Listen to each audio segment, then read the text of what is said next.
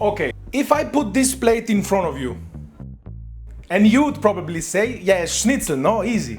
But here's the problem. Most people probably never even eaten this dish the way it's meant to be eaten. And I'm not saying it's bad, it's not, absolutely not. What I'm just trying to say is, not this. Look at the pan. You see how it moves? See how the crust kind of floats? That's already a big clue. Because this only happens if a couple of very annoying rules are being followed. So these are rules that most kitchens happily ignore. It all starts with the meat. So I'm not gonna say which meat is it, but if you're gonna say pork, out.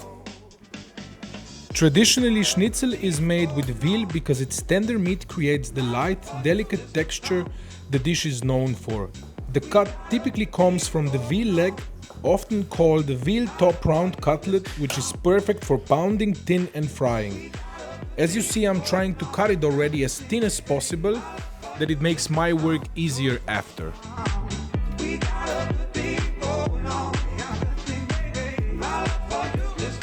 They should look something like this. Now we need one of these bad boys and 2 pieces of a vacuum bag, one on the bottom, with one we cover it and we pound.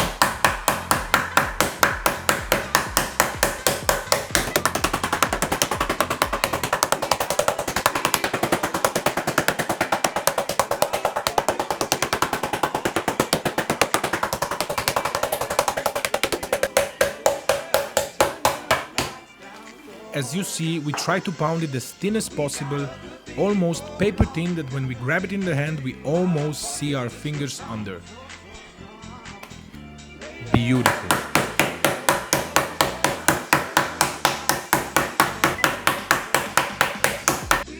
Now we move on to the side dish, which is traditionally served alongside Wiener Schnitzel, a warm potato salad. Start by placing the potatoes in cold salted water and bringing them to a boil. While the potatoes cook, prepare the dressing. Finely slice a large onion and add it to a pot with a little olive oil. Gently sweat the onions over medium heat without letting them brown. We only want them soft and translucent.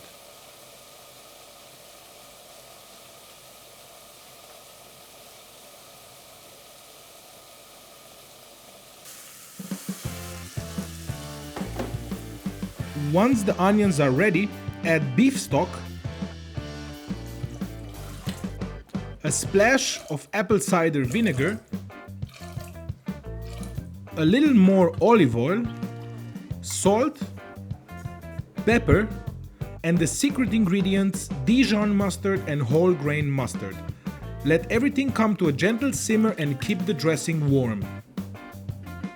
When the potatoes are done, you'll know they're ready when a knife slides in easily. Drain them and let them steam for a minute or 2, then peel them, slice them not too thick and not too thin, place them in a bowl.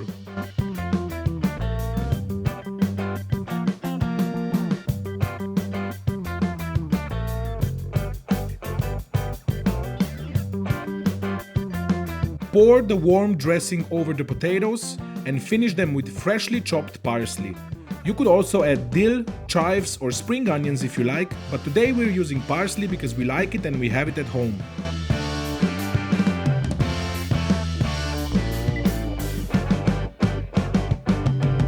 We're gonna heat some ghee butter over medium heat. Here I have my old baguette, which I transformed into breadcrumbs. I just toasted it and mixed it. We're gonna add our eggs to a bowl and do the classical breading. I like to salt the meat a minute or 2 before, that it drains at least some moisture, and this moisture is really important by frying, that we get this balloon kind of like texture.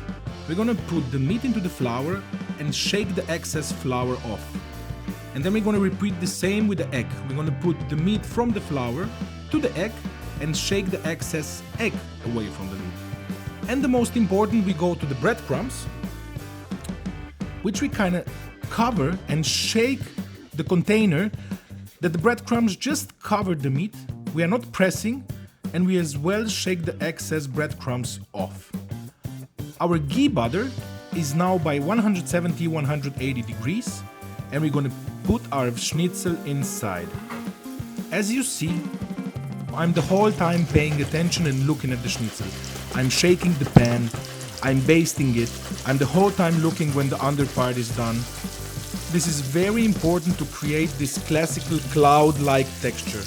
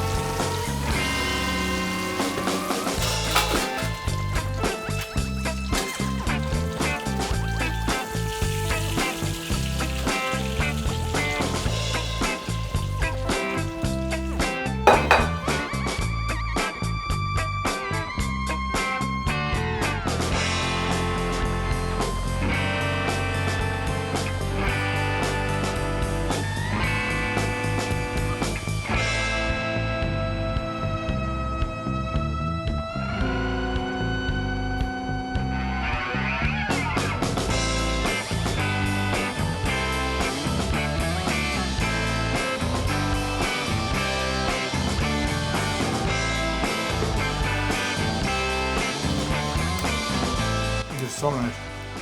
Oh.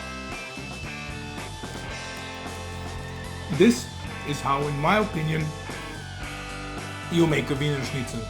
And the potato salad. No mayo, no nothing. Try it, let me know what you think. Now you know the secrets. Veal, don't press the breadcrumbs. Be careful by frying. Always shake the pan, baste it. You saw it all.